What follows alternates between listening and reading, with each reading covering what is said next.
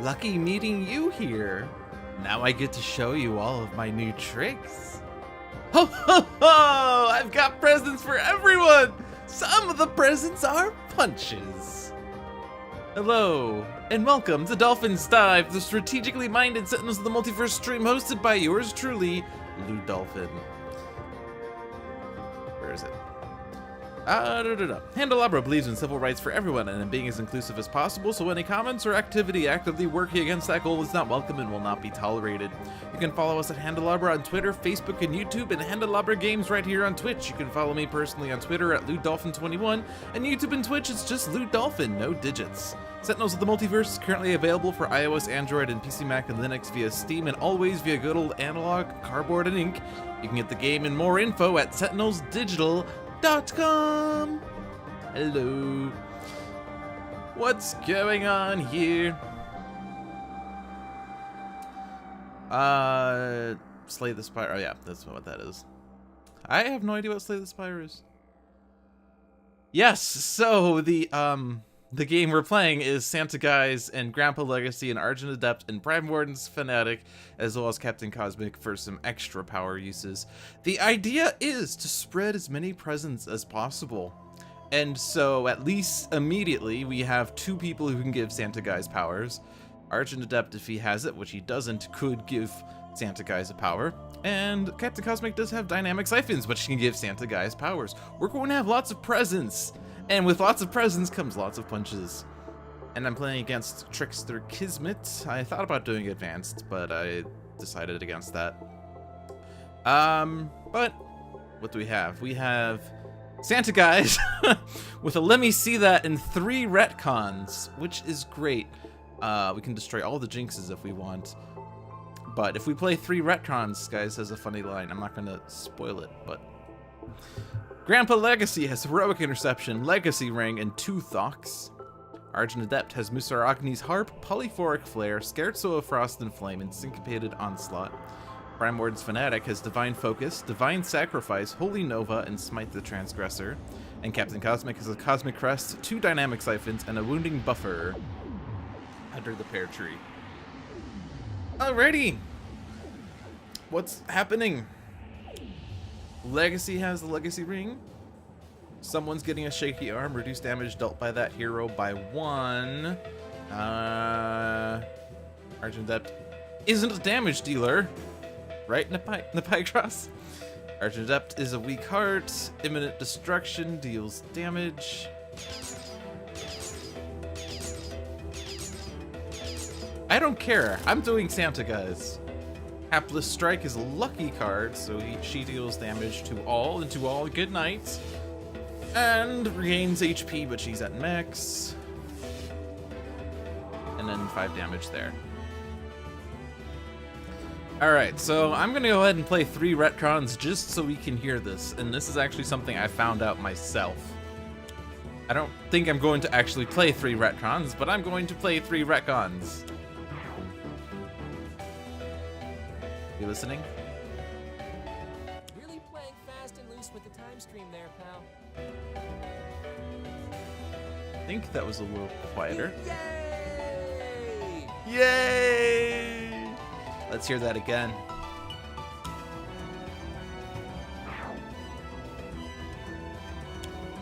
Actually, if I turn down the music, that might help a bit. I don't know. You have to hear the Guisisms. Fast and loose with the time stream there, pal. If you retcon 3 times, you're playing fast and loose with the time stream.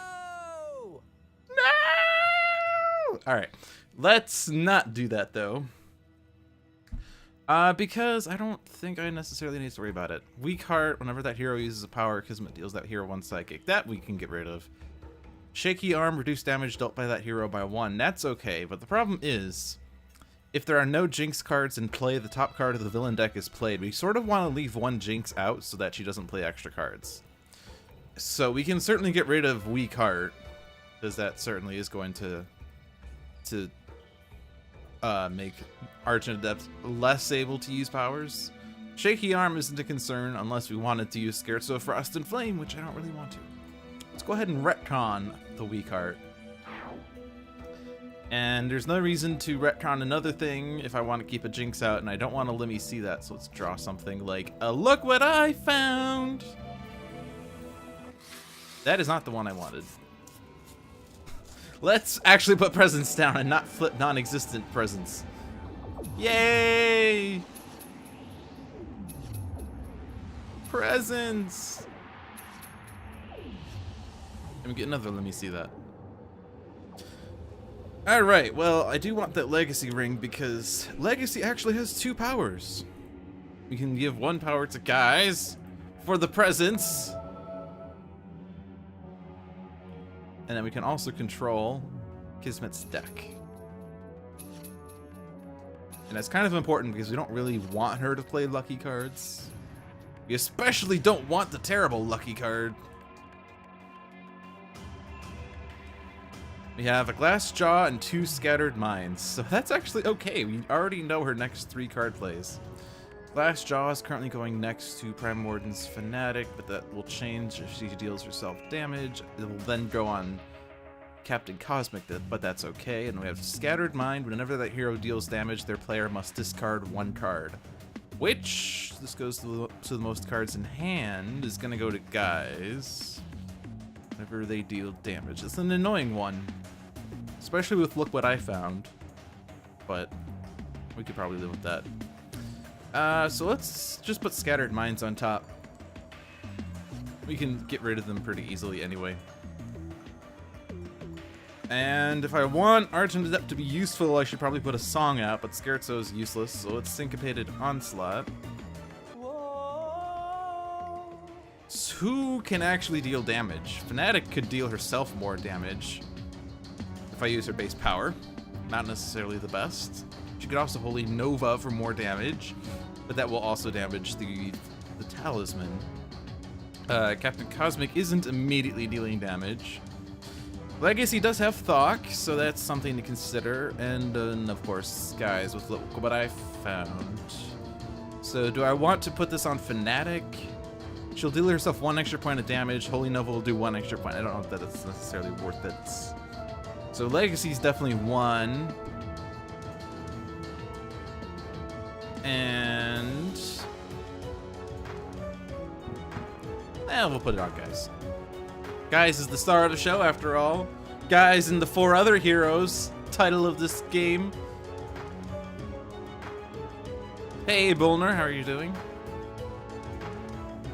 Yeah, we'll just Holy Nova. Because hit points. We did take at least 1 point of damage on Kismet's turn because of her AoE damage. And then let's see what Fanatic has in store. End of days. Nope, chastise, but there's nothing we can do that with. So Legacy, we can go ahead and do this. For presents! Guys in the golden oldies. Argent could plink dynamic siphons, yeah, and that would be a reason to get rid of the shaky arm, I guess. That's okay. Dynamic siphon on Legacy, in case that gets damaged. Top card of Cosmic's deck, Vitality Conduit. Let's put that on Fanatic, because she's going to be dealing herself damage frequently. What? Fanatic? HP recovery on Fanatic? Why? Typhoon. Put cards from your hand on top of your deck so that Guise could give you presents. That is actually amazing. So what we put on top is what Guise is going to put face down on each deck. So, or on each thing. So what cards do we want for presents? Let's put a look what I found. Damage dealer, even though I was necessarily going to use it there. What present would Legacy like to have? Maybe Heroic Interception. That's a nice present. I don't really want to put the harp as a present directly, unless I intend on flipping Argent's presents pretty quickly. Silver Shadow, though. Free accompany text. You know, we don't really have any good presents, really.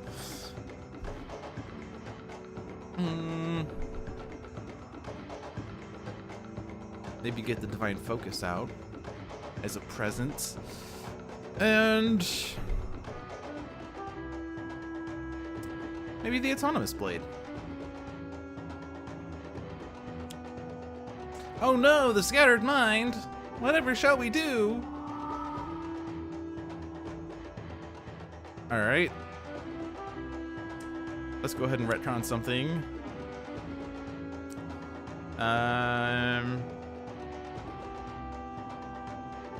Do I want to plink the dynamic siphons? I could if I get the Scherzo out, but I'd have to use Shaky Arm. Oh, the humanity, I'd have to use Shaky Arm. Let's draw a card. Look what I found! Oh, right, yeah, we do that. So much for that. Oh well. Guise's present will be random. This is an unknown. I know what that one is. I know what that one is. I know what that one is. I know what that one is. Best card ever. Alright, let's go ahead and do some damage because we have the damage boost and we draw Danger Sense. So let's do more presents. Yay! Just want to see how many presents we can get. Round 2, and we're gonna have 6 presents. 7 with Argent Adept, at least. I don't actually have to control Kismet's deck. We already know that's 2 Jinxes, so we're fine. Oppressive Smog, Tendrils of Madness, Rift in Time. We can't discard from this deck. Hold on, I think we can't even discard from Kismet's deck either. Maybe Guise had the thing. I mean, Oppressive Smog isn't really going to do much because we don't have HP recovery, really. The only HP recovery is Legacy's power. Deal the target with the highest 1 Infernal, increase damage dealt by the target by 1. Not really happy with that one, and Rift in Time plays extra cards. So I think Oppressive Smog, and then it doesn't really matter if I do Rift in Time first or second, so I'll do it second, or first. Just because I'll know what will happen, and then I can get it destroyed. All right, now let's plink.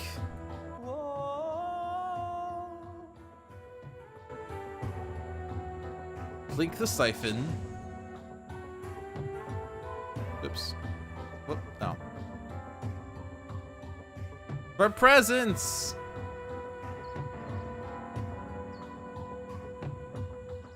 No peeking, that's how you get coal. I didn't peek.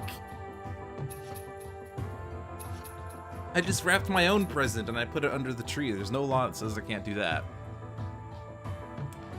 I could do a plink on the Vitality Conduit, so Fanatic regains HP, or I could do a plink on Kismet. And we'll plink Kismet. I also could have hit the Dynamic Siphon again, but can't repeat that power. Brutal Censure. Damage.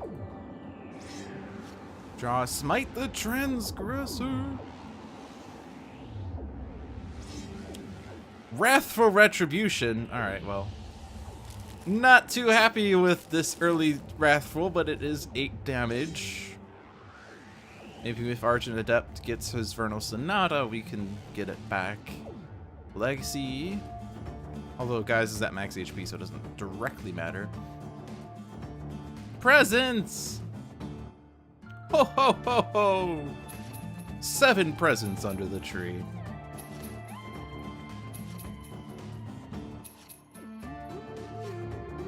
And the Sanctifying Strike is your only card in your hand. Okay. Whenever a lucky card enters play, Kismet deals each hero target 2 energy damage. So with Cosmic Crest, Cosmic and Constructs are immune to energy damage. An Augmented Ally. Ooh.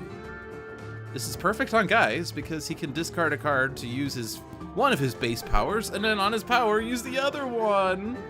Oh ho ho! Oppressive Smog, no way!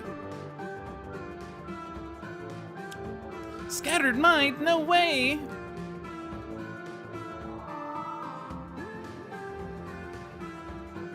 Discard a card. I don't think Let Me See that's gonna get much use because well, I guess there are a lot of equipments, but I don't really like let me see that much, honestly. All right, presents. 8 presents under the tree. Whose presents are we going to be flipping?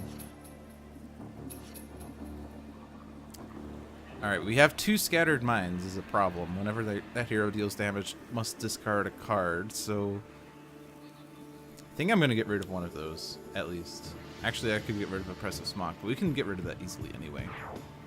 Get rid of one of those. Now, best card ever's, you know, great and all, except I deal damage and discard one of the cards I drew. Then I can't regain the HP, and then I play a card. So basically, I draw a card and deal 2 damage. So it's not the best card ever. It's a decent card. Let me see that. We have a Legacy Ring, but I don't have an extra power to use. There's no instruments here.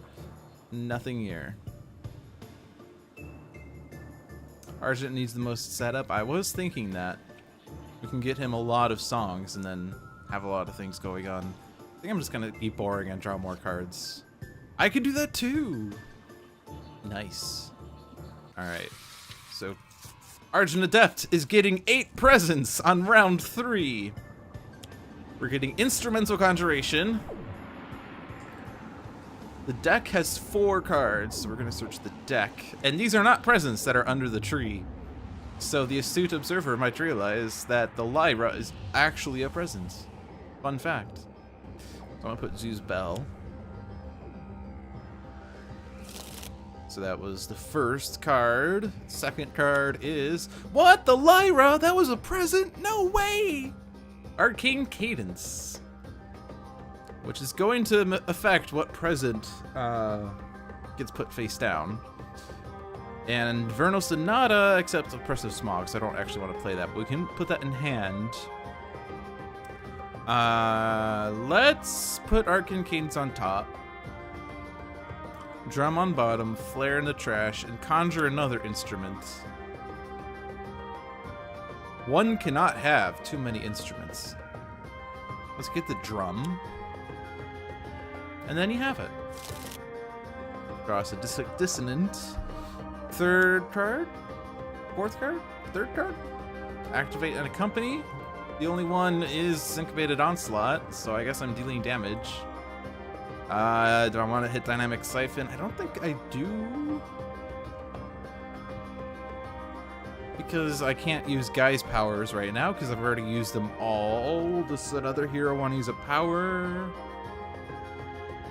You can't regain HP. I'll just hit Kismet. That's one less point of damage I have to do. Draw a card, play a card. Let's get all the instruments out. The gang's coming back together! We got 3 instruments out already. Another instrumental conjuration. Search my deck.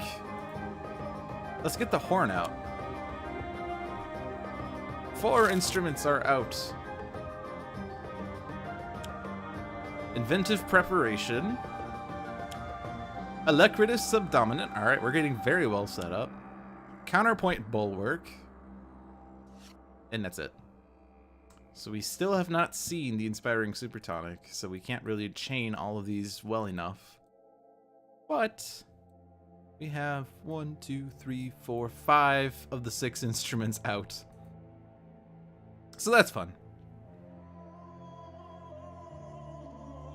Alright, I think we do need to get Legacy a bit more protected. We do know the next card is a Jinx, so I can go ahead and not use the Talisman. I already know what the next environment play is too. Guise wants to give more presents, because why not? It's actually impressive, like those were...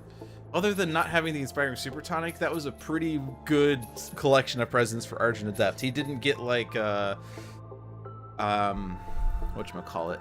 He didn't get a Polyphoric Flare when he was out of powers. He didn't get any duplicates of songs. So like, it was very efficient how set up he just got in that round. Alright, and Kismet is dealing psychic damage to Legacy. We shall protect Legacy with psychic damage. Alright. So the only way to get guys to put presents down is to use the Scherzo of Frost and Flame, and I do not have... Or actually, no, let's Arcane Cadence first. There's Inspiring Supertonics. Let's put a Conjure in my hand. Syncopated and Inventive Preparation are in play. And they don't get destroyed, so... I don't really know I need either one of those anymore, but... I only need one Super Tonic. And we'll put a Super Tonic on top.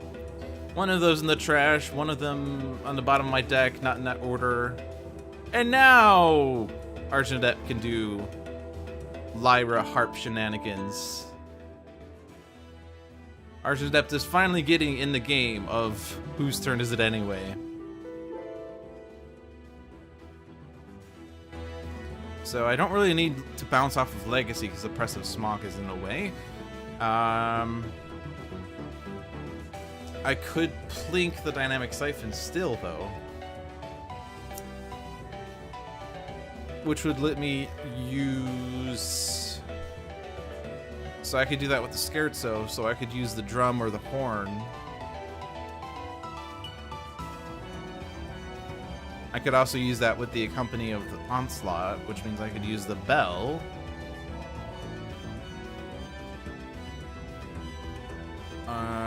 But I think... Let's go with the drum.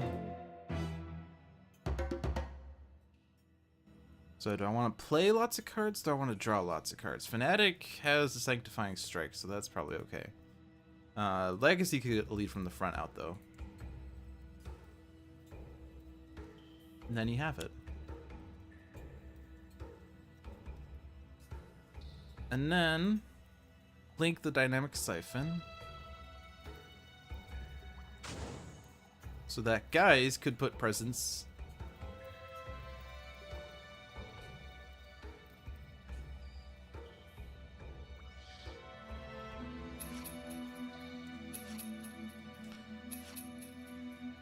So Legacy and Captain Cosmic... No, Captain Cosmic has 15 cards in play. Which is great. Hit points... I want to keep my Subdominant for now. I'm not... Oh yeah, I can't actually regain HP. Oh well. Let's, instead of having a player draw a card, let's have Legacy bolster allies, and then everyone draws a card. Sansa guys cannot put 2 copies of a limited card in play. Normally that just means they would go in the trash, but we are actually in the environment in which cards could be indestructible, and you can't put an indestructible card in the trash. So maybe we'll see what will happen if we try to do something like that. Final Dive is not going to be played by Fanatic. You're getting End of Days. What? No. Divine Focus. Interesting. Guys. Presents.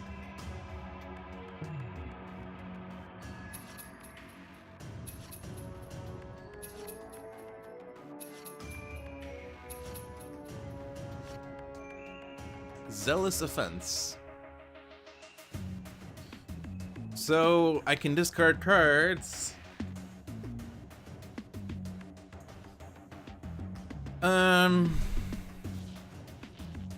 I don't think I really want to. So, like, is it worth discarding for 2 damage? Is it worth holding on to these cards so that Fanatic has something to do? At the very least, I don't have to do it right now. I'm looking for a fixed point, and then I'll flip over all gifts. No.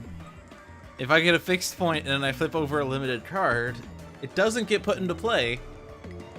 It also doesn't go in the trash. So what happens? What happens? Energy Bracer on Legacy. That's the smart play. Vitality Conduit. Let's put that one on Legacy, because look at him. He's at 13. Final Dive and Zealous Offense are mostly useless. Final Dive actually isn't useless because we have Captain Cosmic. Zealous Offense, however, certainly I can understand. I'm just trying to think, like, can I get Inspiring Presence out before... Yeah, because there are 2 rounds of discards. If I put Inspiring Presence out, then she'll do 1 extra point of damage by discarding.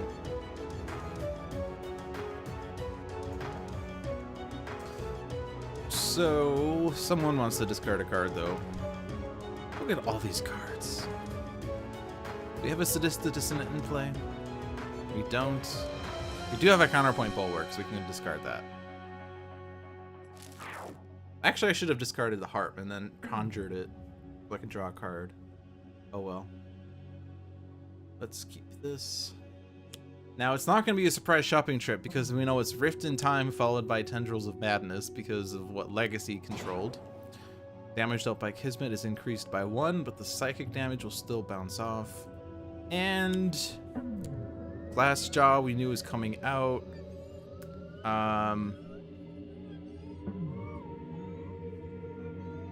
Let's put that on Guise in case Cosmic gets his thingamabobber doohickey thing, which is the technical term. The unflagging animation. We don't want irreducible damage to Cosmic to be increased. Discard a card for presents.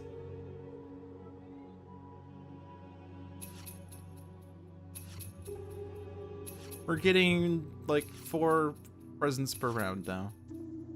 1, 2, 3, 4, 5, 6, 7, 8, 9, 10, 11, 12 presents under the tree. Let's still not do that. So I don't really want to flip Guise's presents because he still has Scattered Mind. We do have to get rid of that.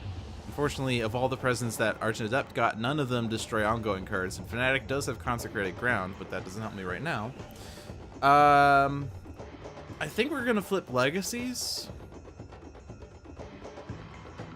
Although, actually, I don't really want to flip Legacies right before Legacy's turn because we do know one of those presents is Heroic Interception, so I don't want to flip Legacy. And we just flipped Argent Adept. He only has 4 presents under his tree. Maybe we could flip Fanatic, but that is a bit risky because we could get an End of Days. Cosmic could do a lot of things, but he could also destroy a lot of things.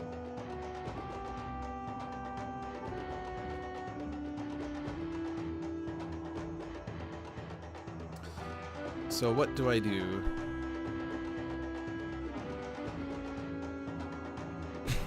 Only 4 presents. I could steal an instrument and then... Actually, I'm gonna steal an instrument. Because I can!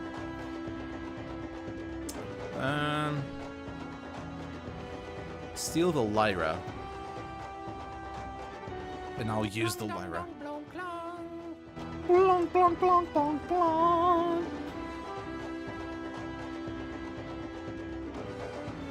So Argent Adept, who uses his harp.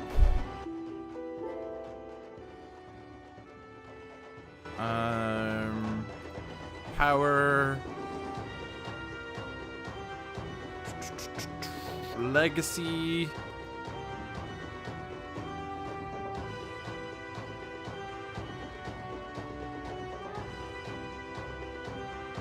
I'll give it to Legacy. Look at Kismet. We don't know what these cards are. Lucky, Jinx, Lucky, and Inconceivable Obstruction is awful. And I discarded gimmicky character too. Alright, well, Glassjaw on top. Violent Trickster. Each player discards a card. Deal the hero with the lowest 2 melee. I mean, I guess Inconceivable Obstruction is okay if I can get rid of it. But, you know. We haven't actually seen the Saraband of Destructions for the consistent destruction.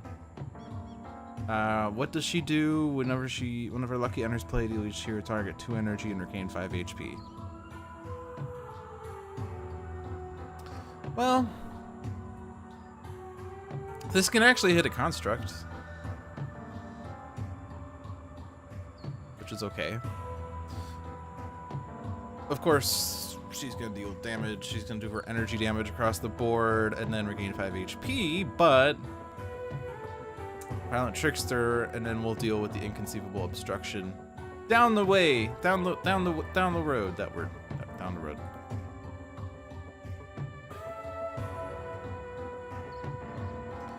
One player other than you may play a card now, so let's give this to Argent Adept because he can't normally do something like this.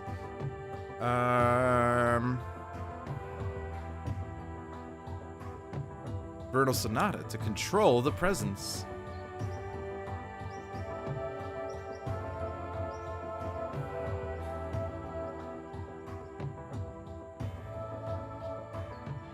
So, because we're going to do a round of presence on Legacy's turn, we could put a retcon on top. We can put bolster allies on top. We have all those songs. Silver Shadow is perfect. Wrathful Retribution. And I guess Cosmic's Trash was empty. Oops. And I draw retcons, so much for that plan. Let's not do this still. Let's inspire the presence.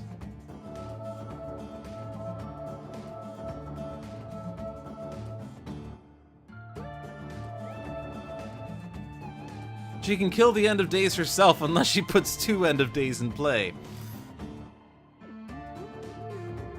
Alright, so...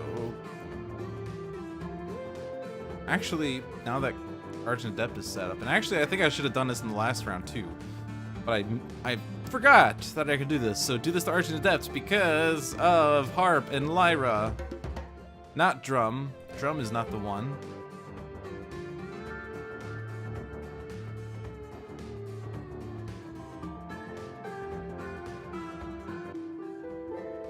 I don't think I actually have to use the Harp, but whatever. It's fun.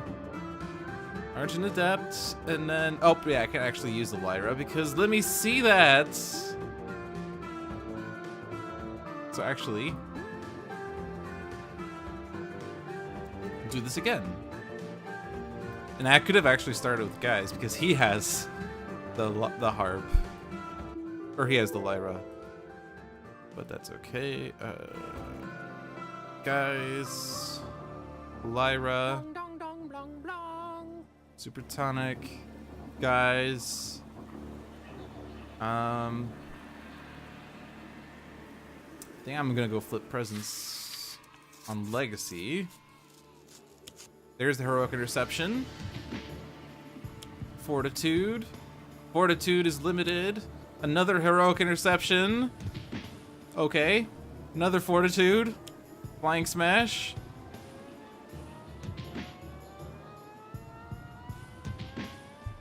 And I don't want to damage anything else. Motivational Charge. Thok.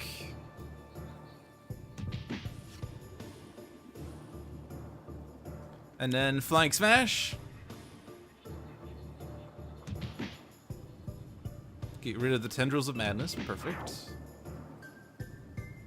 You don't want to damage the Talisman. Next evolution. Back Fist Strike. Look at this damage dealing turn. Inspiring Presence is limited. And that's it. That's all the presents. Well, I guess that was decent. Not too happy about the 2 Heroic Interceptions, but that was decent. Another hero could play a card. But we still...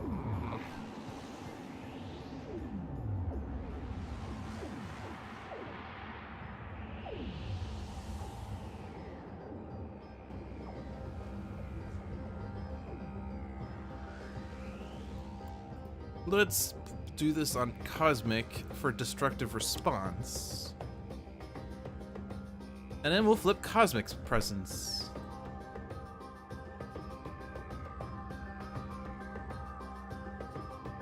I don't know. I probably should have put Sadistic Dissonant out. Alright, we know what she's playing, so let's be immune to Psychic. Jeremy would be proud. Now I can discard.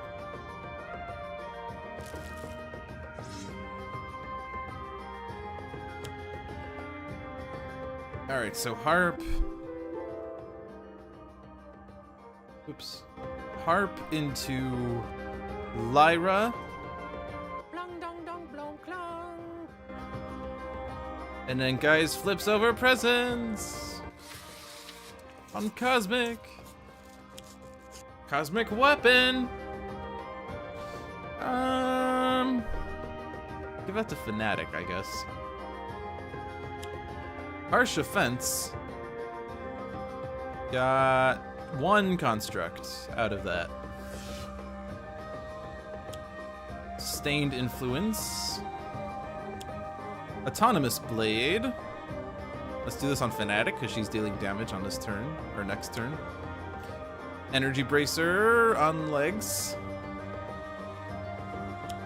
And then unflaggy animation, there it is. Augmented ally. Do that to legs. Not sure if that will actually matter too much. Conservation of energy, destroy any number, draw a number, or play a number. So I probably want to destroy just one, at least one. I don't think I need a Vitality Conduit right now, but I do want to destroy one because I can Destructive Response to ping Kismet. Can't hit a construct because they're immune to damage. Destroy Sustained Influence to bring it back. I don't actually need to, because reasons. I could play 2 or draw 2. Let's play 2. Play another Harsh Offense. And this time we get 1 construct, so that's 3 damage. And then I can play a Dynamic Siphon on Argent Adept now. Energy Bracer, always give these to Legacy with lead from the front. Now most hero targets can't be hit by Kismet. Potent Disruption, destroy 1.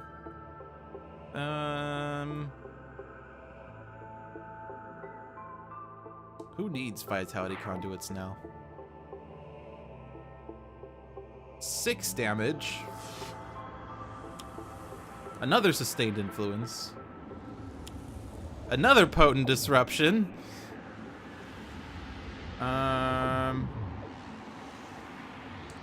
Honestly, I don't know that I will be using Cosmic Weapon.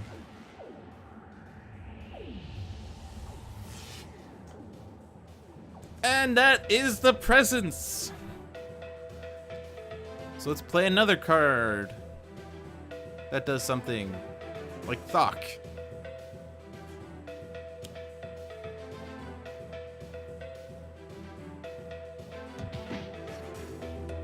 Cool. Now this is Argent Adept's turn again. I think we're gonna try to wrap this up. Let's get this show on the road. Yeah, let's do this. Let's go ahead and increase damage dealt by Fanatic. And who else could deal damage?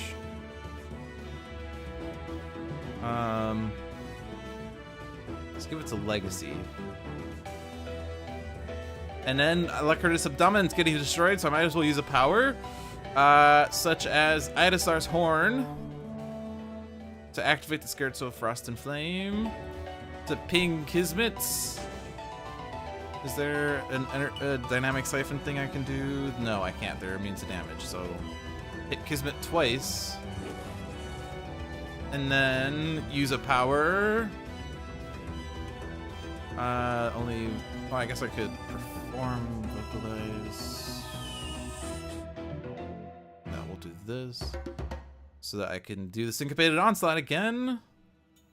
On Fanatic. Oh, no, actually, no. Never mind. This is the company. Oh, well, whatever, fine. Oh, right, okay. Yeah, I thought that was doing something else, but that's fine. Like, if I had given a +1 to Argent Adept, we would have won. So this is actually my bad. My bad. I didn't mean to. Now, here's the funny thing. The Talisman is now the highest HP. So... But the Autonomous Blade wins the game. And we never flipped Fanatic's presents. But hey. Hey! Welcome to Whose Turn Is It Anyway?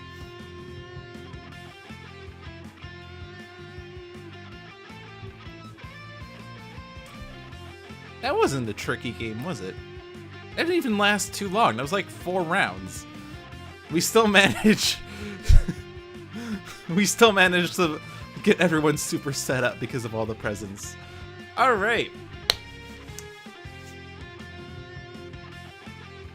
So, you hope that wasn't meant to be a challenge. No, it wasn't. It was, I want to get presents out. I want to see how many presents I can get out and see what can happen. And we got Argent up set up on like round 2 or something. So. Alright, but if you want a challenge, now's the time. Because it is time for the part of the stream where viewers decide what I play next. Viewer's choice. So the way the viewer's choice works is you get to choose the game that I play. I ask in chat who wants to participate in viewer's choice, and all you have to do is say I, or me, or I want to, or hey dog, I want to participate in viewer's choice, or whatever. As long as you say you're going to participate, you'll participate. And after about a minute or 2 of waiting for the answers, I will then ask each person who said I in succession what I want to play. Or what you want to play. Starting off with whether we play classic or team, followed by the next appropriate types of questions like which villain, how many heroes, hero 1, hero 2, hero 3, the environment, and then the difficulty of the villain. If it's a team match, of course, difficulties for each individual villain. But that is how it works, and you are completely free to choose whatever you want. I have the power to veto, but I don't think I've ever really vetoed. By choice. I accidentally vetoed and I forgot to change Bugbear's difficulty once, but that is okay. So, I have to type this question in chat first. So, who wants to participate in viewer's choice?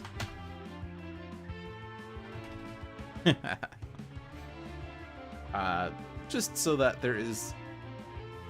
so I don't have to look back. So there's notepad. So starting from when I asked that question, Darren, 2500, Chill Reeve, Tiernis, HH2 News, we'll do it 9 times.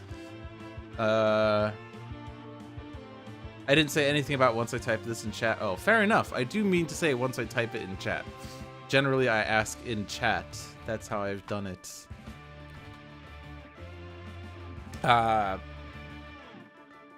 Let's see. So, if there was anyone, okay. So that's everyone who did it prematurely, although I didn't actually state it explicitly. But I always make sure the question is typed out because I don't want Twitch delay to be an annoying thing. Like if I say 15 seconds from now, I will draw the line, and then you know that's when people hear it. Yeah. Okay, so I have Darren 2500, Chill Reeve, Tiernis, HH2 News, JZC, and Boulder App on my list of viewers who want to participate in Viewer's Choice. Is there anyone else who wants to participate? You have 30 seconds. Remember when I said I was going to say that, and then I'm doing it now. You have 30 seconds from the moment that I say this, which is actually going to be when you're hearing about now. So 30 seconds from now, or at least physically for me now, not you now. You now, this was like 20 seconds ago, or no, it was just, no, I don't know. Some factor of time. You know, time was cataclysmic just now, and things happened in a weird manner. Also, my OBS seems like it wants to be dropping frames. It just turned red, and then it dropped about a couple hundred, but then it seemed to have restored itself. We've only dropped 611. Which is certainly not the record. We had like 20 million when the streams were terrible. Timey-wimey, wibbly-wobbly. Oh, jeez. Alright. I'm just gonna draw the line here. So, Darren, is this classic or team?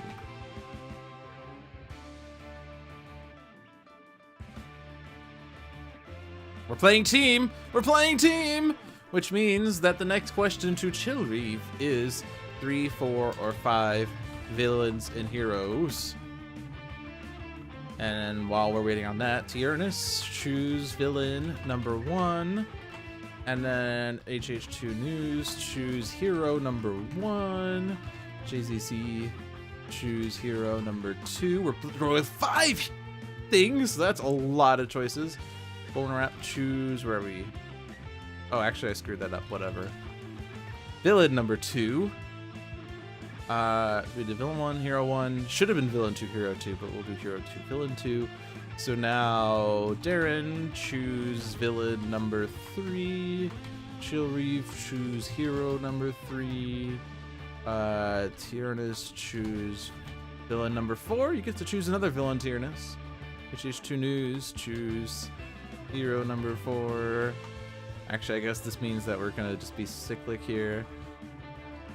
You're gonna get to choose 2 sets of heroes and villains.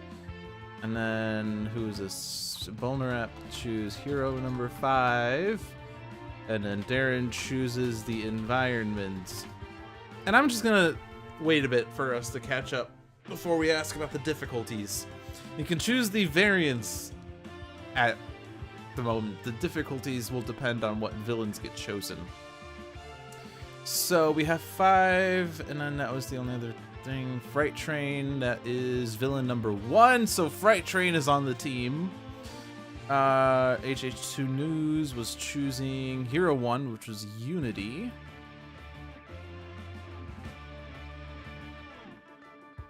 Hero number 3 will be Absolute Zero. So, waiting on 4 villains, 3 environments.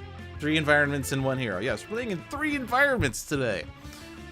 To beat Oblivion, who only has 2. Hero 2 is Freedom 5 Bunker.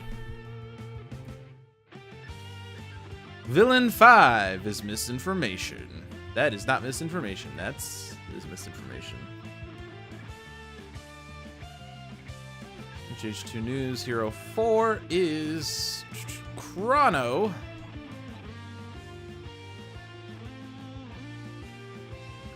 So where are we at?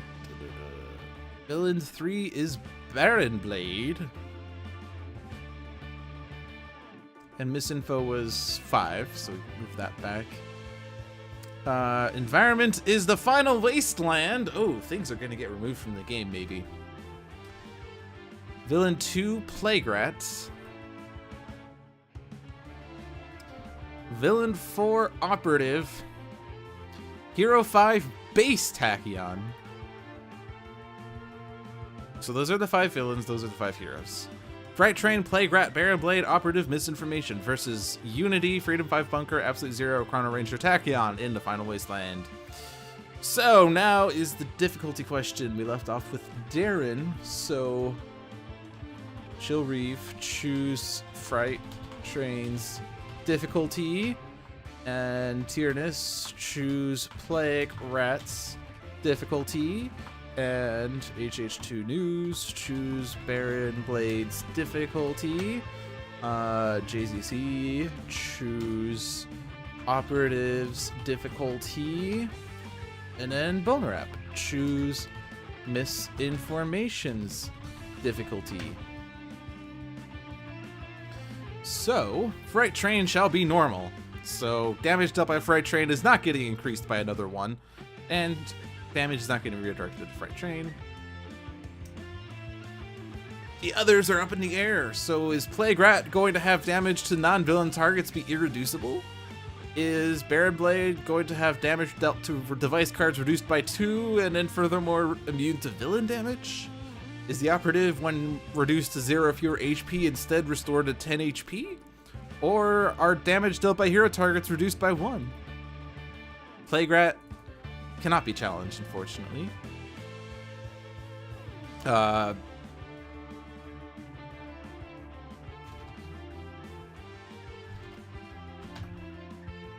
Advanced. Oh, advanced Plague-Rat. Damage dealt by Plague-Rat to non-villain targets is irreducible. So HH2, what was yours? There's this Baron Blade. Baron Blade is normal. Bulner, Misinformation, standard. JZC, standard, operative. Lots of standards. All right. The only advanced one is Plaguerat. Let's see how this goes.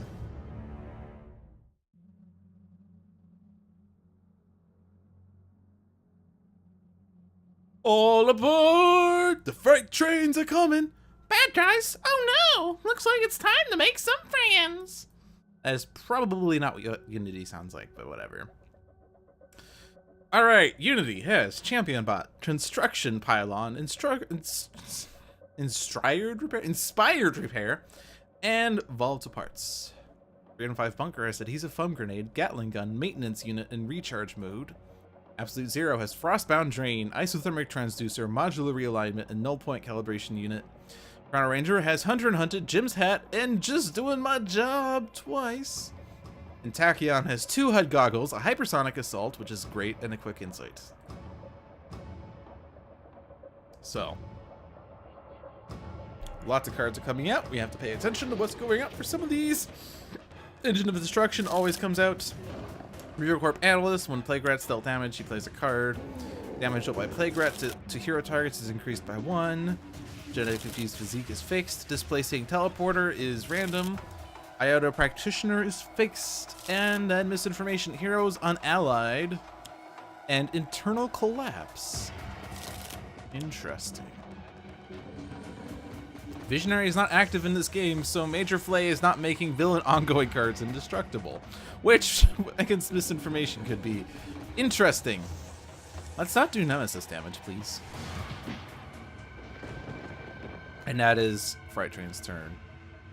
Alright, so lots of things that came out, but the Internal Collapse, at the end of Misinformation turn, each player destroys one of their equipment cards. If no equipment cards are destroyed this way, destroy this card. Then each player may move 1 card from their trash into their hand. So I don't really want to play equipments before Misinformation's turn unless I can destroy that, which it doesn't seem like we can. So I don't really want to play equipments. I could get Champion Bot out, but I don't want to play equipments. Heroes Unallied, whenever a hero would deal damage, redirect that to the hero with the highest, and then destroy this card and play a card from Misinformation's deck. So that is something to watch out for. Displacing Teleporter, whenever Baron Blade deals damage to a hero character card, that hero's player must discard 1 card, so that is stuff to watch out for. So do I want Champion Bot? I mean, the thing with Champion Bot, though, he only increases damage. He doesn't do anything himself. Increased damage dealt by Unity and Mechanical Golems by 1. Which is fine and dandy, except we don't have damage on this side yet. Construction Pylon isn't... I could play the Construction Pylon, but Misinformation will end up destroying it. Inspired Repair, draw a card, play a card, Golems regain 3 HP. I'm just gonna skip, and maybe we'll get a better thing here. Brainstorm and Modular Workbench.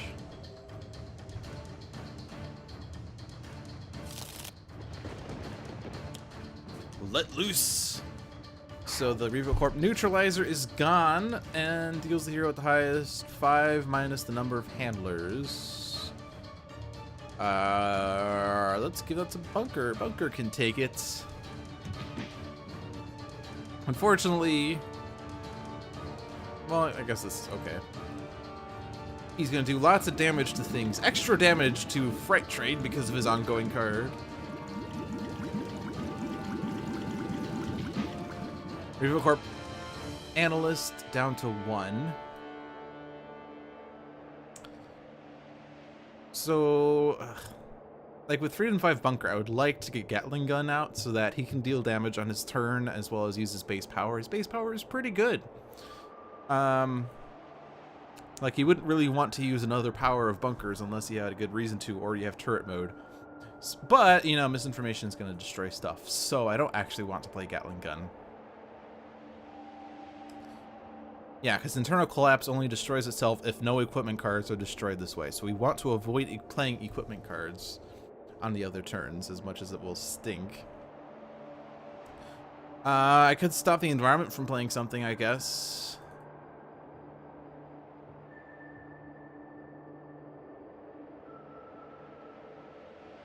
The thing is, though, like, Adhesive Foam Grenade is a great card, but if Ancient Library comes out and Bunker plays Adhesive Foam Grenade, then every player can draw 2 cards with no penalty. Plus, a lot of these environment cards deal damage to the environment targets with, or non-environment targets with lowest HP. Like, this will take out the RevoCorp Analyst and the Displacing Teleporter pretty easily. So I don't know that I want the environment to not play a card. Then, of course, Rat Beast is... Actually, no. Even the ones that target second highest are going to be targeting villain things. I actually sort of want the environment to play cards. So I don't think I'm going to play the Adhesive Foam Grenade. I am instead going to use my base power and see what we get. Unity has a modular workbench. We don't want to play that. Sub-Zero Atmosphere is interesting. Neurotoxin Dart Thrower we don't want to play. Sucker Punch and Flat Cannon. I could Sucker Punch the RevoCorp Analyst, and then Plague deals extra damage on his turn. The alternative is Sub-Zero Atmosphere. But if that gets destroyed, then that can make bad things happen. I mean, Sub-Zero Atmosphere is not too bad. Just as long as it doesn't get destroyed. As long as we can prevent things from getting destroyed. Yeah, we'll do that. Sub-Zero Atmosphere, let's have some fun.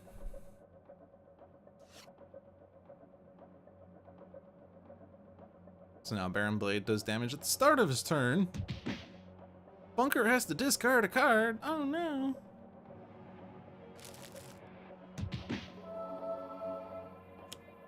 Vengeful Assault. Increased damage dealt by villain targets by 1. No! Alright, let's put one of these in the trash. Let's put Null Point in the trash.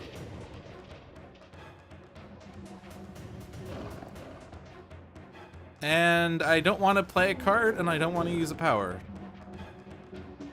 Skip. Thermal Shockwave. So far, I've yet to play a card. I guess I play the top card of Absolute Zero's deck. Toxin Dart deals damage to Absolute Zero, and he has... Oh, there goes Sub-Zero Atmosphere. So that she deals extra damage. So much for that Sub-Zero Atmosphere thing.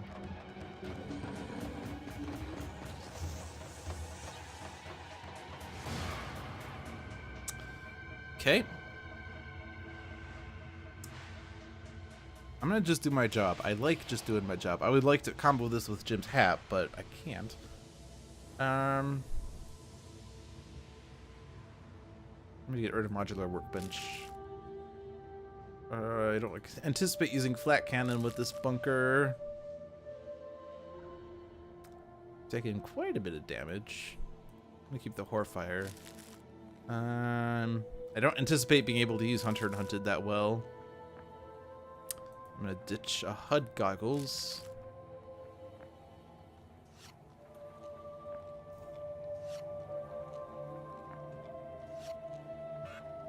So Sudden Contract is good.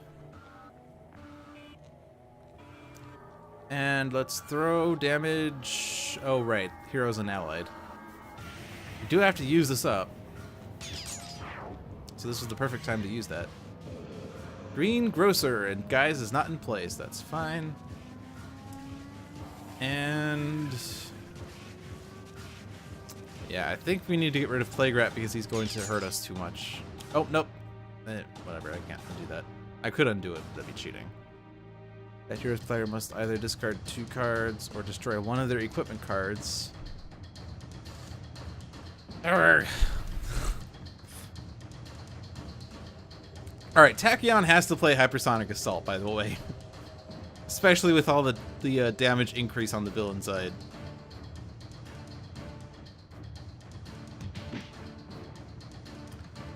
So, I had a lot of choices there. I went with Bunker for some reason.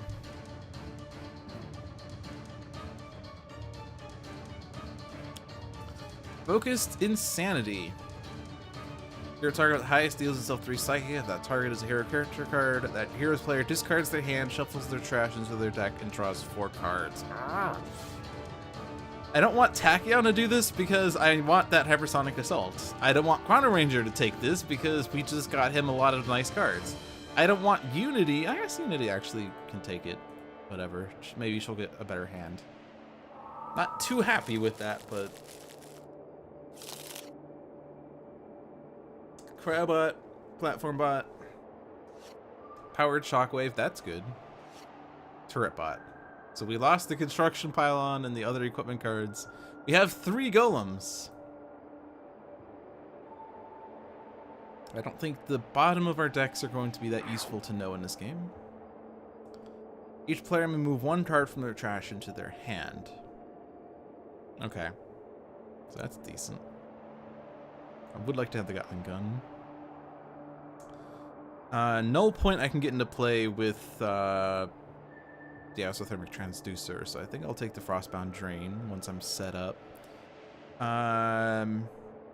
Might as well put something in my hand, just doing my job. And this isn't a burst, so I might as well take it. Deals the hero with the most ongoing cards in play 1 energy and 1 fire. Well, Chrono has a lot of HP, so we can survive this. Alright, Hug Goggles, and then Hypersonic Assault. And we're taking out the Analyst first, so that Plague Rat doesn't play a card. The only target that's not going to be able to be dealt damage by this is Baron Blade. But that's okay.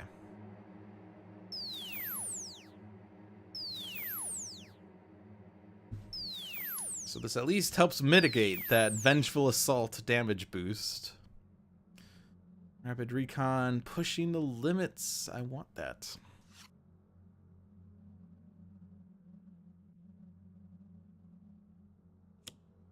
Amphibious Chupacabra. It's going after the Displacing Teleporter. See, I told you, I want the environment to play cards. It will help me. Plow through, except you can't deal damage. Can't deal damage. Can't deal damage. Exciting turn. Alright, there are no equipment cards in play. Nope, there's a HUD Goggles. And actually, we can safely destroy that. So I will.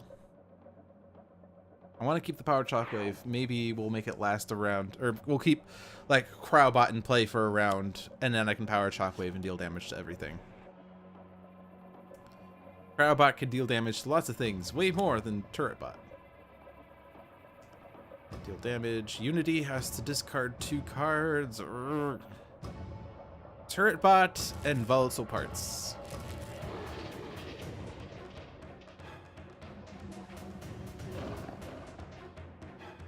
I'm gonna put that Gatling gun out.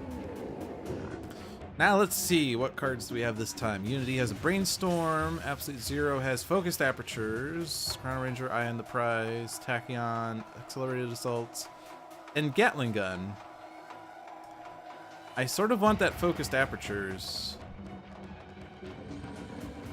because then we could do more damage with the Isothermic Transducer. Yeah.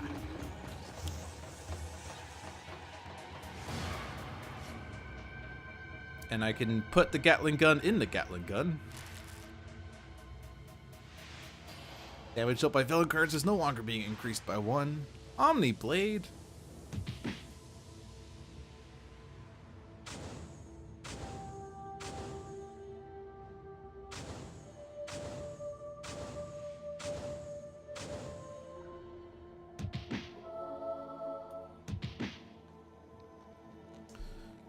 All right. So now we can get Absolute Zero more set up. Fire damage. And let's focus on Plague Rat. Field Freeze! Perfect. That is beautiful in Vengeance. Beautiful. You can't deal damage. And you can't deal damage. Exciting stuff. Alright, now we can Jim's Hat. And I think we want to put By Any Means on Plague Rat because we need to get rid of him. Sometimes Plague Rat is my friend, but because his damage is irreducible to the heroes, I don't want him. Besides, he has no handlers in play, so he's doing extra damage to everything.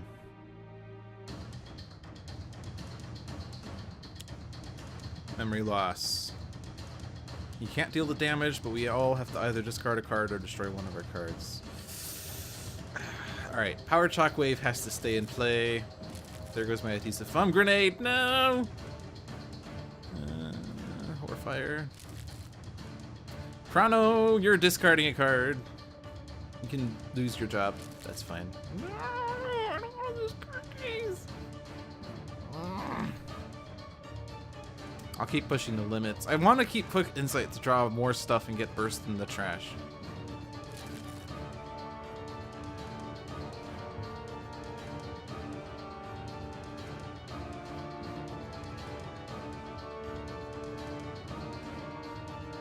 Alright, so lots of things can deal damage now. Great.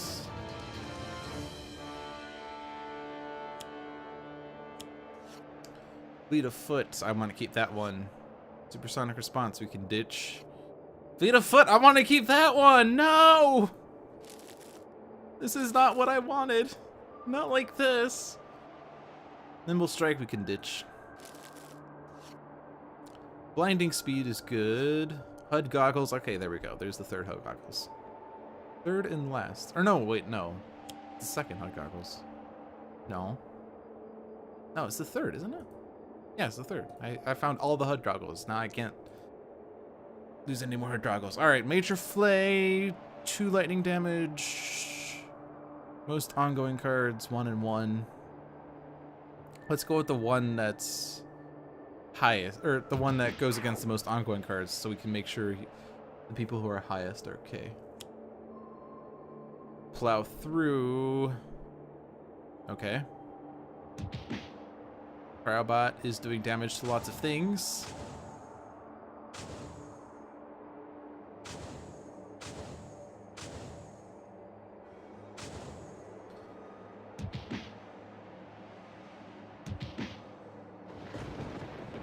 But now I can Powered Shockwave for 2 damage.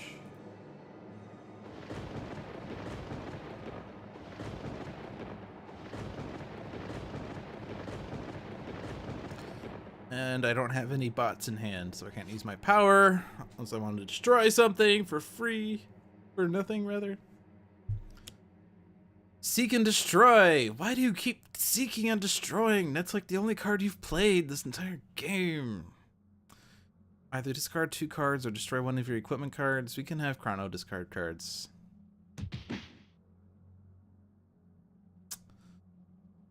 I don't think we need a no limitations. I'm gonna ditch Bounty Board, I think. Now look at this damage. Cryobot's dead. But I don't think the order matters. This is gonna hurt.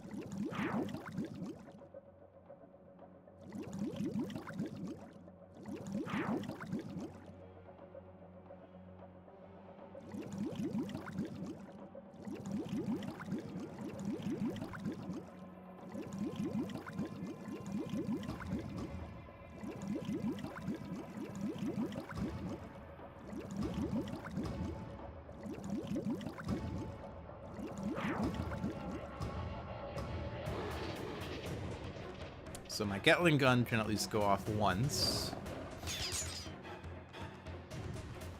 And now let's see. Unity, Robot Reclaim, Field Freeze, Eye on the Prize, Hypersonic.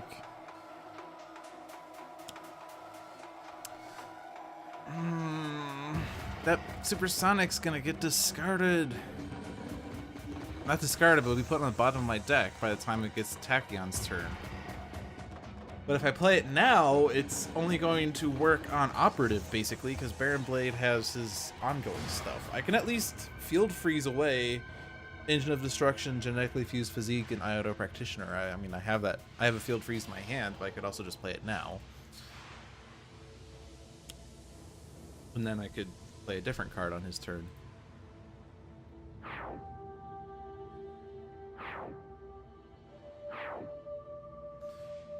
And then I do 4 damage to all non-hero targets. With Nemesis damage to Misinformation.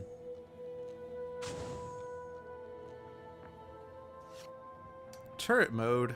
I don't want turret mode.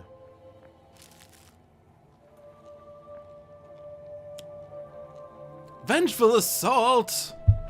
Why? Stop Vengeful Assaulting! Why are you guys only playing the same cards ever? This is cheating!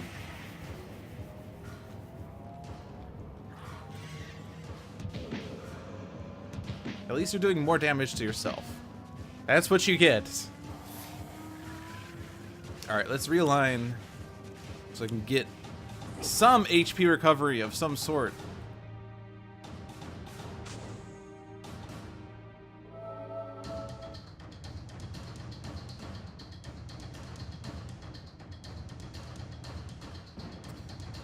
Alright.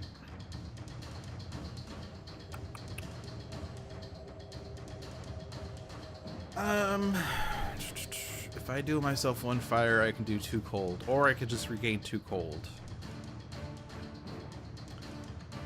I could do 2 damage to Plague Rat, and then Chrono-Ranger could do 2 damage to Plague Rat, and then Plague Rat's gone. And his in-cap, the environment target with the highest HP is destroyed, which sort of turns Final Wasteland into nothingness.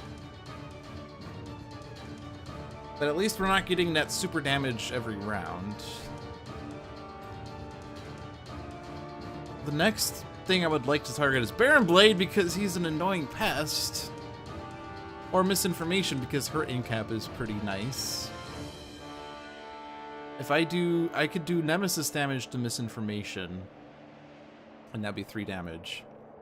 And then Chrono can do 2 damage from 1 Terrible Tech Strike, and then 3 damage from 1 and 1 from here, and then we would be able to get Hypersonic Assault with Tachyon if I do that. So that would be 3 damage from Absolute Zero, and then 2 and 3 from Chrono. So that would be 5 damage to Misinformation. So I can get rid of Misinformation before her next turn. So I have to do that. And then I can get Tachyon's Hypersonic Assault, and we can stop these villains who are getting +1s to damage from doing their damage again.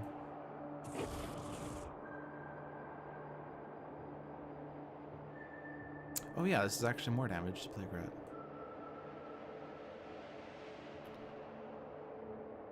No, because... Wait, so... No, I don't actually... Okay, I don't have to worry about taking out Plague Rat with Chrono, because Tachyon could do it easily. So, there's some words of advice about dealing with team villain games. The Idolator. Sheesh. So, reduce damage dealt to this card by 3. Hero targets cannot regain HP. If Fanatic is active in this game, redirect all damage dealt by Fanatics to this card. What? The Idolator? But Fanatic is not in this game, and it doesn't actually redirect anything, so it's just an annoying thing that's stopping HP recovery. So Absolute Zero can't regain HP anymore. Alright, keep that in place. So anyway, in a team villain game, you have to prioritize which villains you take out. You don't just want to, like... So these mini cards, like the Idolator, you really don't want to have to target him. He's an annoying guy to have to take out because of his damage reduction. But he belongs to the Operative's deck. So if you instead decide to incapacitate the Operative, you remove the Idolator from the game. So, like, I frequently feel like it's not a good idea to want to target these guys. Like, Omniblade has 15 HP. He belongs to Baron Blade's deck. You might as well take out Baron Blade himself instead of trying to do 15 damage to Omniblade. If you try to just whittle down the devices and nemesis and minion cards, you're never going to progress. But, like, you really have to prioritize which villains you're hitting. Generally, you want to hit the character cards, and then you have to choose, like, which character card to take out first. I'm taking out Plague Rat first because he's done too much damage, and since he hasn't had a handler in play since his first round, his damage has been getting increased by 2. So that really hurts. Hello, Chachunji. We are in our viewer's choice match of the night. So, let's see.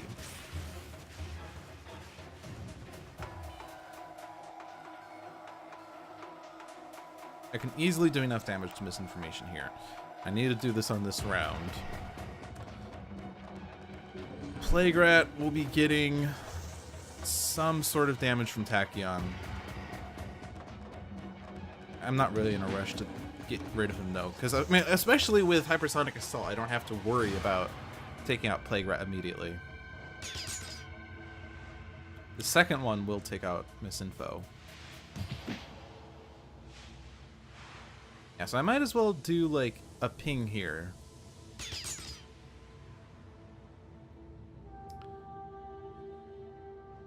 And I'm doing 1 extra point. Let's throw this on Baron Blade. Baron Blade has to go. So now everyone's discarding a card and drawing a card.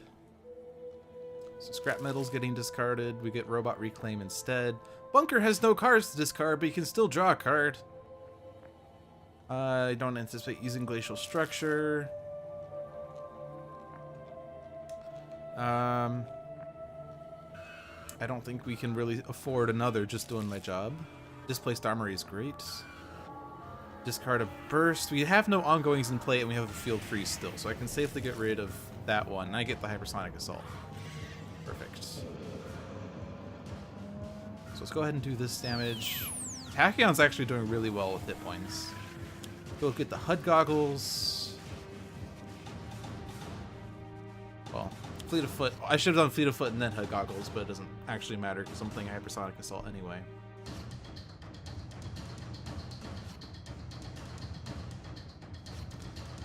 Nimble Strike. Alright, Hypersonic Assault for sure. So, oh no, the Idolator's still going to be able to deal damage still.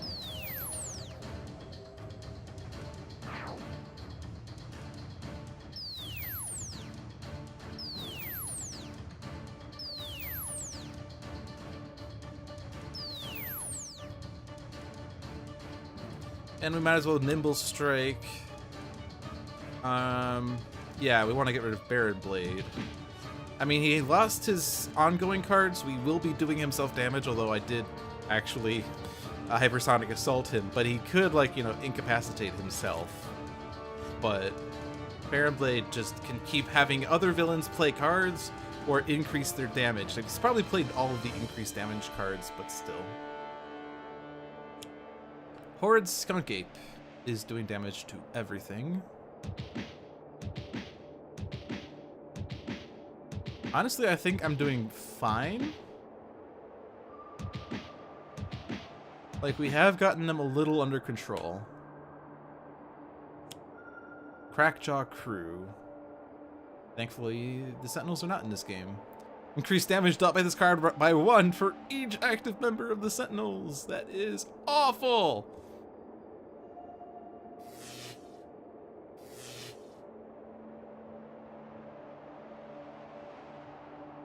Okay. We do have a number of equipments, I guess. I could get any golem from my trash into my hand and play it if I want to destroy something. We do have a modular realignment, so Absolute Zero could get anything back easily.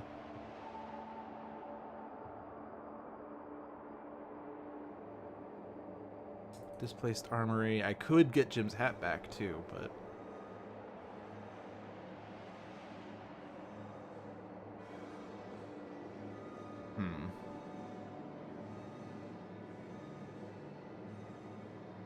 We have a Ranger's Mark. I want to use that to get by any means back. And actually, since the Idolator is in play, Absolute Zero can't regain HP until I take out the Operative. Which means I could just destroy Null Point Calibration Unit, since I can't really use it.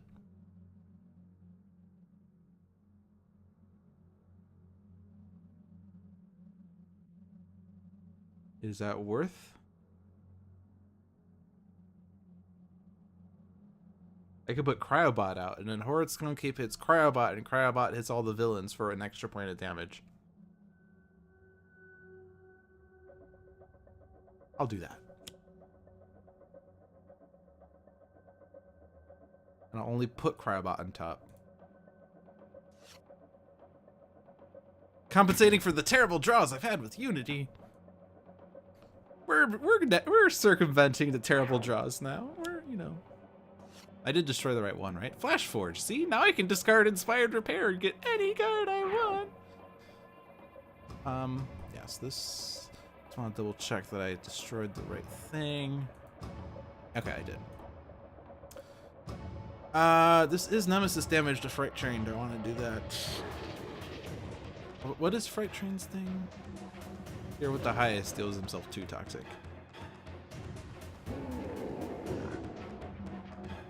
Or do I want to go after the Operative so that I can actually have heroes regain HP? The Operative's in cap whenever a hero would regain HP. No! This even screws it up even more. Okay, fine then. I'm not going to regain HP this game. I'm instead going to go after Baron Blade with my original plan. I will destroy upgrade mode. Heavy Plating is a great card. And now let's see what we get with Tactical Uplink. We have Champion Bot. Ooh, I want Champion Bot, actually. Cold Snap. Ooh, I want Cold Snap. I want all these cards.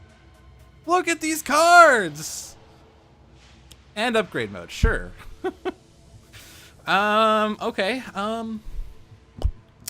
Like, if I get out Field Freeze right now, that's 2 damage for free. If I put out Champion Bot, that will increase Cryobot's damage by 1, but only if Cryobot gets dealt damage, which is not guaranteed. Except by, oh, right, and Bird's Cape is gone. So never mind, actually. So I am going to go with Cold Snap.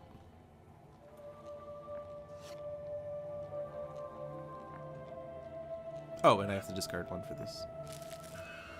And I'm going to discard the other one by misinformation, so I can't get any equipment out. Argent Adept is not active in this game. Who's considered to have the lowest HP? Punker, because of damage reduction. Yes. Another thing about team games is that cards that reduce damage to heroes are great, because by the nature of team games, a lot of damage on the villain side isn't usually too much, because otherwise you would get totally overwhelmed. So this reduced damage to bunker by 1 effect is super valuable. All right.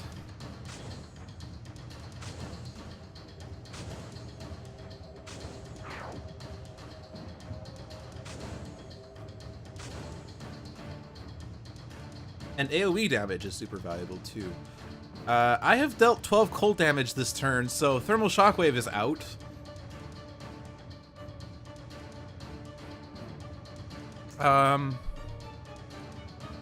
There are no ongoing cards. I could just play Field Freeze, just to do 1 damage to everything. I could... Actually, no, I do have Upgrade Mode. I can destroy Upgrade Mode. I could destroy Pushing the Limits. I could destroy Cold Snap. Well, I'm playing Field Freeze, for sure. We're destroying Upgrade Mode. Do I want to destroy Cold Snap? I would only want to do this if I anticipate being able to win before Absolute Zero's next turn, because Cold Snap would do 2 damage on its own. Destroying it now would only do 1 extra damage right now. It's probably safer to just keep it. If I want to destroy Pushing the Limits, I would only do that if I don't anticipate being able to play enough cards with Tachyon. We can currently play 3 cards. We have 3 cards.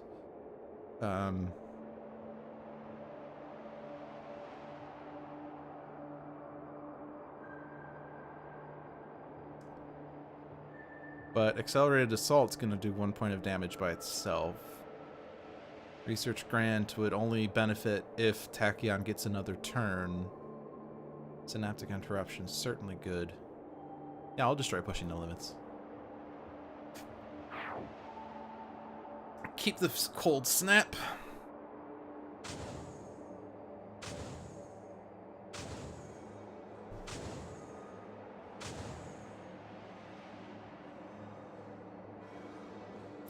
And fire. Transmute to cold. To Baron Blade.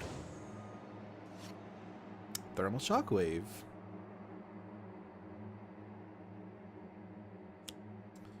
Can't deal damage. Can't deal damage. Alright. So let's get by any means back. Now, do I want to put this on Baron Blade to do this faster? I guess I do.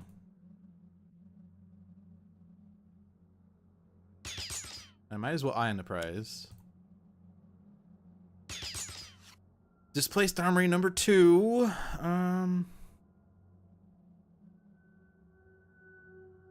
Danny Boy would be a better base power, but Displaced Armory would do that point of damage, or extra damage to Baron Blade anyway.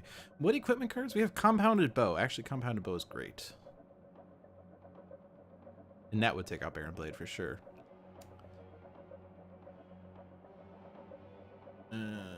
Yeah, we'll do that.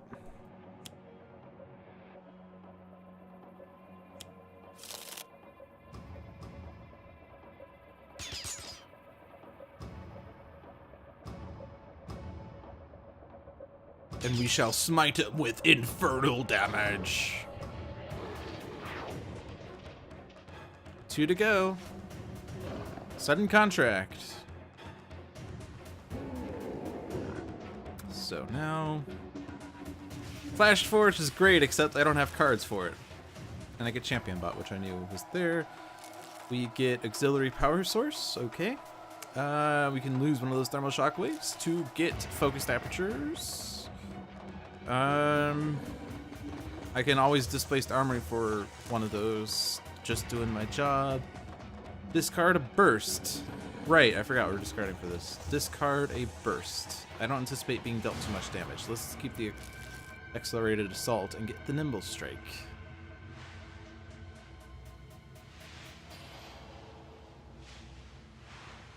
So Accelerated Assault.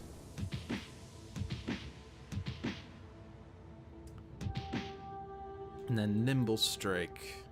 Let's throw this on Operative. Lightspeed Barrage. I wish I had that.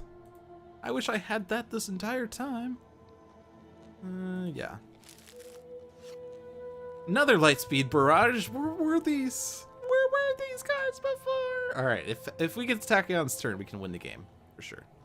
Who's considered to have the second lowest? Operative, of course. Rat Beast. No. These are not the ones I want. Oh well. We're doing too good in this game. The second highest is a hero. That shouldn't happen. That hero's player may discard 1 card. If they do not, Fright Train deals that hero character card 2 more melee damage. Go for it. See if I care. Who's considered to have the second highest? Or who's going to have the highest? Cryobot, of course.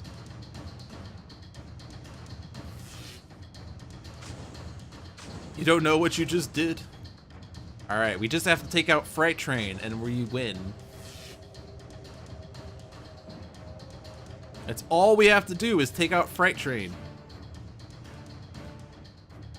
This is not really something you should do, but I'm playing Construction Pylon and I'm using my base power to destroy Construction Pylon. No, actually I could destroy something else, I guess. I'm destroying Construction Pylon. This is not something you should do. You should use Construction Pylon to get 2 golems in play. Unless you are silly.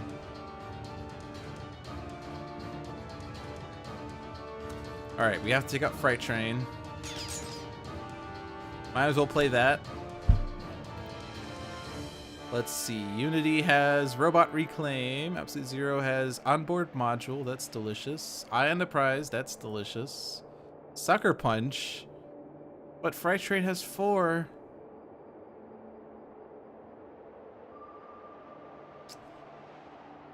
This wins the game though. Onboard Module for whatever. I really don't care. Isothermic, whatever. And then Frostbound Drain. When life gives you pylons, make Pylonade. There we go! We had a rocky start with lots of hands we couldn't do much with, but we managed to overcome the odds and take down this villain team. And you'll see that all of my heroes are at 6 HP except for Unity, who's at 7. That is also pretty typical of team villain games. You tend to have lots of close-ish matches. But that's how you win a team game. And I think that was pretty well played. I think, you know, we played it smart. We didn't make any terrible decisions except for hitting Playground when he had his handler out that played a card. And despite Baron Blade trying to make villains do extra damage, we managed to mitigate that with the hypersonic assaults. And despite the Idolator stopping Absolute Zero from regaining HP, we managed to get him to keep doing things anyway. Alright, it's 7:30, so we can do at least one more game. You wanted to see me fight Progeny or the Chairman, but this was also good. Well, the third game of the night is a random game, so there's a small chance that we'll still get Chairman or Operative, or Chairman or Progeny. So is this going to be solo or team? This is going to be solo.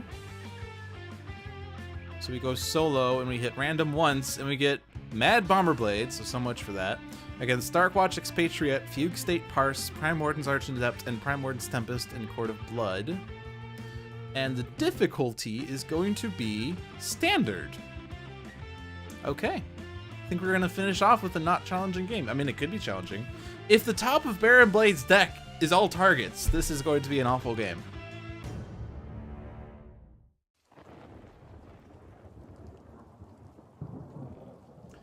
My bombs are scattered everywhere. You cannot win. Not one more step. You're in trouble now. I've got my eye, because, you know, I've got my eye on you. All right. So, Darkwatch Expatriette has an assault rifle, Pride, RPG launcher, and speed loading. Fugue State Parse has data mining, snap decision, and 2 targeting arrows. Prime Warden's Argent Adept has Instrumental Conjuration, Musarachni's Harp, Scherzo of Frost and Flame, and Syncopated Onslaught.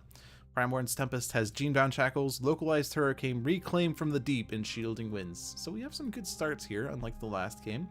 Let's see what Baron Blade is doing. Dealing 0 damage to all.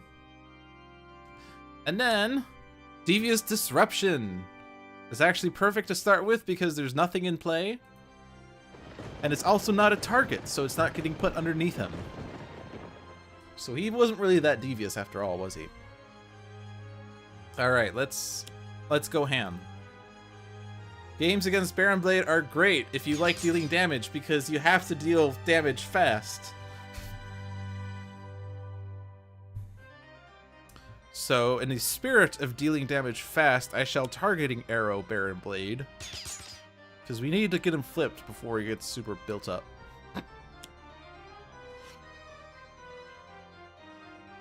Updated intel could be pretty nice if he keeps chaining cards. Alright, well, Syncopated Onslaught, because that is an accompany text I can use. Sadistic Dissonance also an accompany text, but this will do 2 damage. More damage, more good. Alright. Localized Hurricane. Next turn I could Genebound Shackles for extra damage, because Baron Blade will always be the villain target with the highest HP. Which is good. Localized Hurricane is one of my favorite cards. Its power is so good. Deal the hero with the highest 2 melee and 2 radiant. Battery! Who's apparently the real villain here.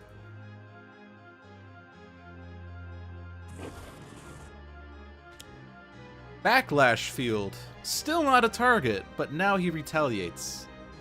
Unless I destroy it. It's gone.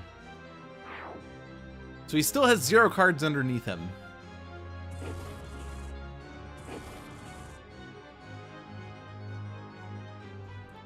And we're halfway to flipping him. I feel like this is a speed match. I feel like I've been playing this pretty fast for reasons unknown. Because I guess I'm in a rush to get him flipped. Get him flipped now, not that card, this one. Increase damage to Baron Blade by 1. Play the bottom of my deck. It is Between the Lines, a hero use of power. Tempest's localized hurricane is probably the best. Because it's 4 damage and 2 cards. Maybe we'll get his thingy. The thingy card.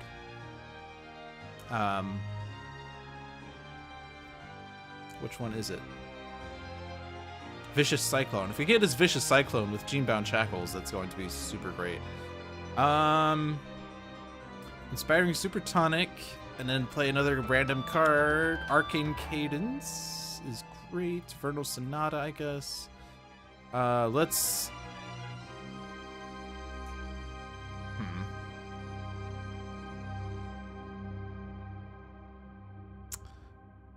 This is going to be a little awkward. Well, I don't know. I'll put this into trash. Put the Lyra into trash. Conjure the Lyra from my trash. And then I can still keep that other conjuration. Which is perfect. I love conjuring the instrument instead of playing the instrument directly. And then might as well deal the damage, because damage.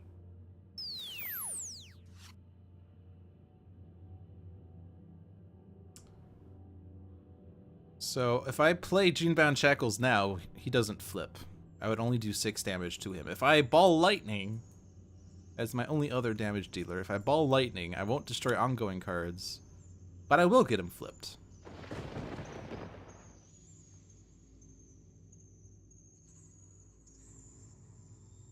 And since he has 0 cards underneath him, he's not actually destroying anything.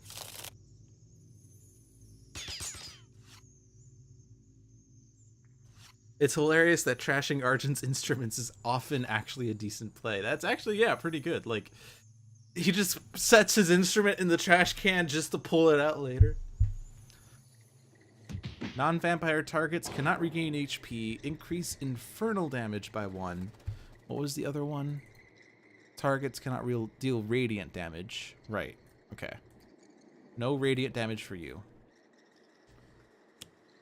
Haste and Doom. This is actually the side where we do care about the cards in his trash. Haste and Doom, he's doing it.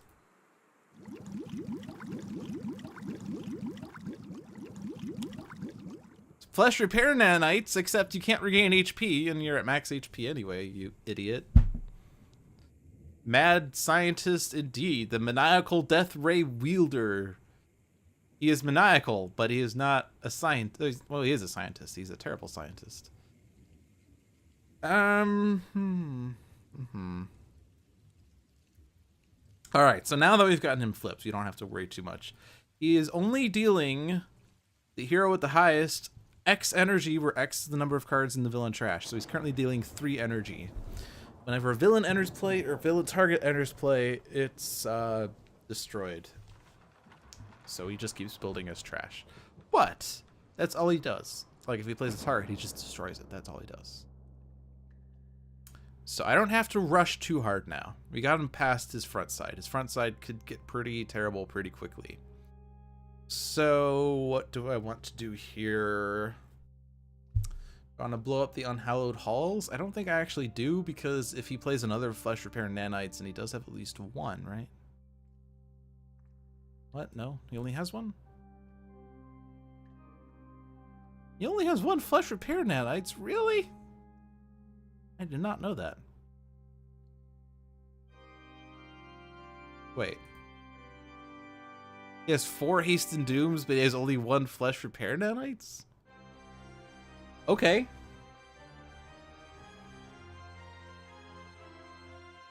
That is an interesting distribution of cards. Well, I guess I don't have to worry about him regaining HP because he doesn't have any more. So I could blow up the Unhallowed Halls.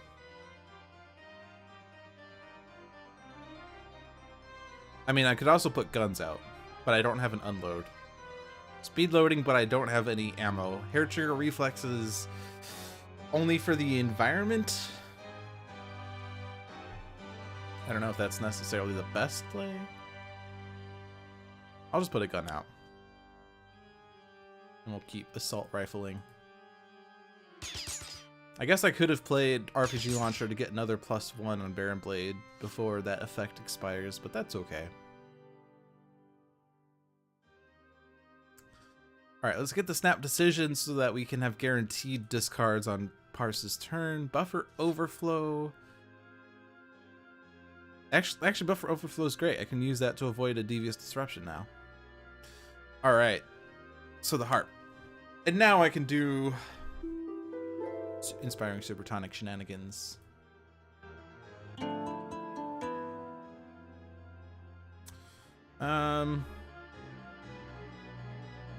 I just want Tempest to get super powerful.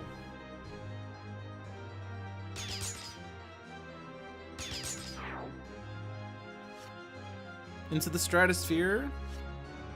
And another Shielding Winds. The game really wants me to play Shielding Winds.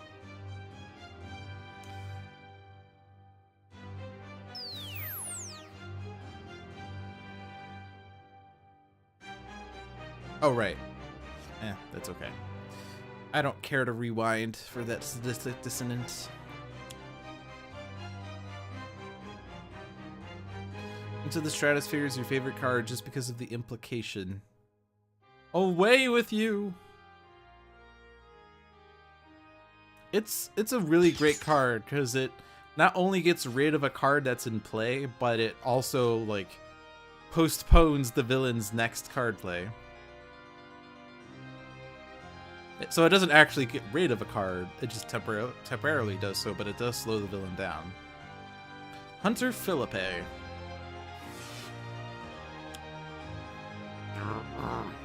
Oh no, wait, we can destroy this. Ha! So much for that Devious Disruption, we Buffer Overflowed your ass. And instead you played a powered remote turret. Haha! Sucks to be you. Now what?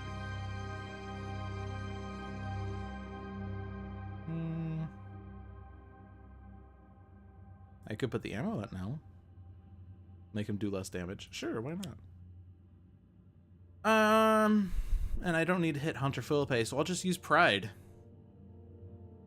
Pride falls before the prejudice is what that expression is, totes.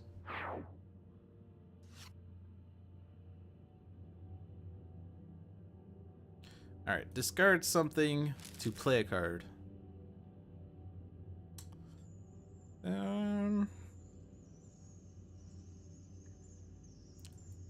Let's quick calc.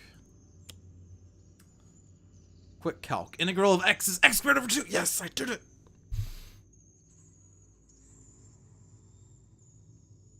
Between the Lines is a card that will let Tempest use another power.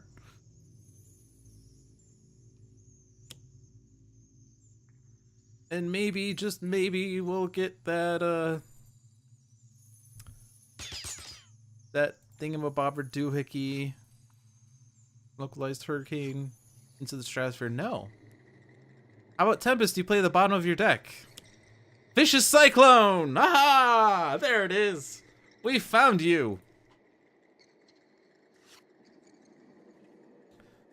Pride and Prejudice into the Grimoire of Curses. So basically, we're just shooting a book. All right. Inventive Preparation.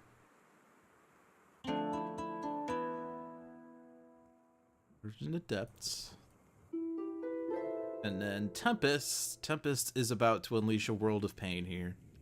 Also, Tempest has 16 cards in his hand. After this, he's going to have 18 cards in his hand. Tempest has 18 cards in his hand. This is why Localized Hurricane is so good. Because you get him to use it out of turn, he just keeps drawing cards like a vicious cyclone. Can't regain HP, so I might as well discard 2. Not that it matters at all. This game's like basically over.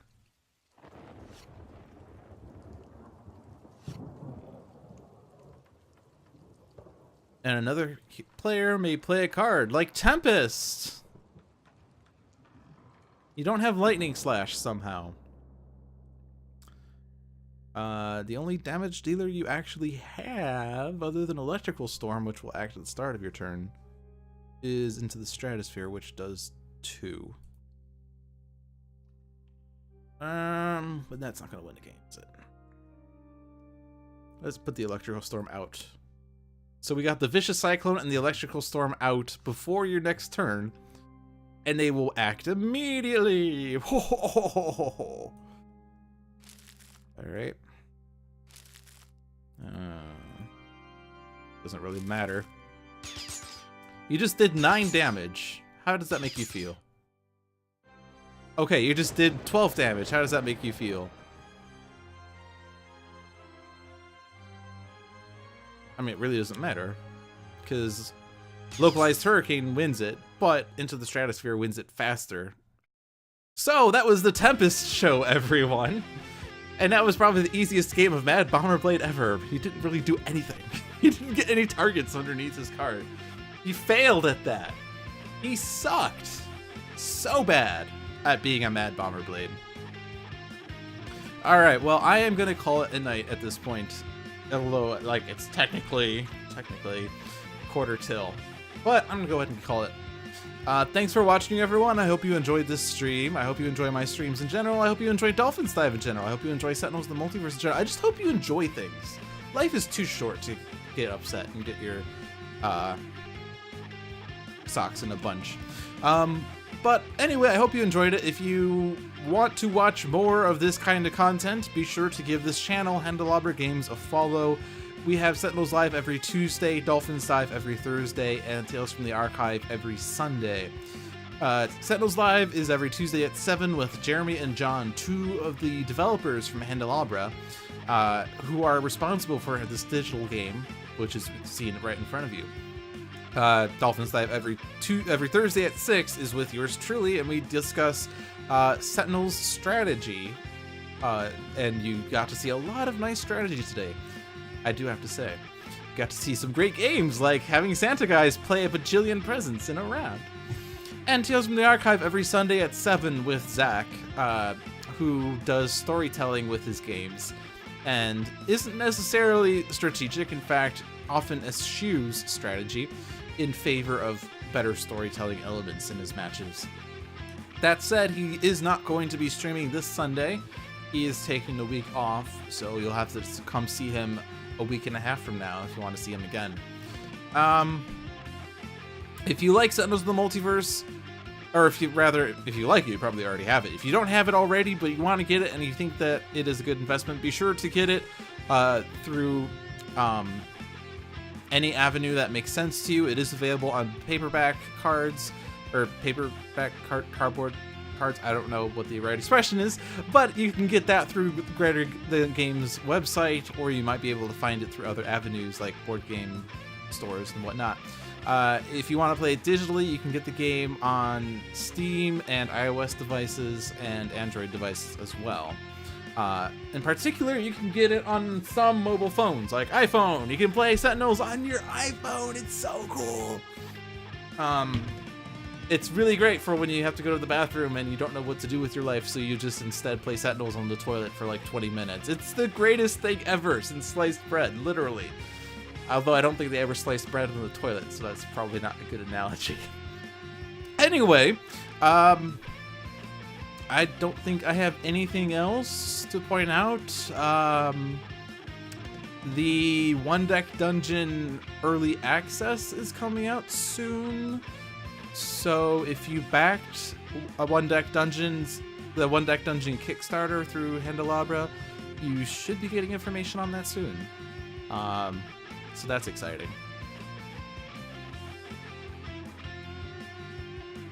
You're still not sure where a limited card would go if flipped by Santa Guys while fixed point is out. What happens is, it flips, it's a limited card, it can't enter play, it's indestructible so it can't enter the trash, so instead, it flips back face down. It is a ruling by Christopher, because that is the only real sort of thing that would make sense, given the rules of limited cards and indestructible cards. So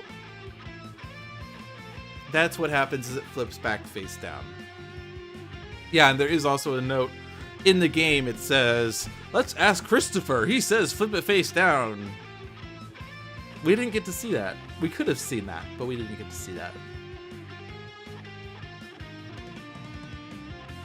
Alright, so that's it. I will be cutting the stream. Have a good night, people, and enjoy the wondrous music of Mad Bomber Blade once this loads. Here we go. Good night.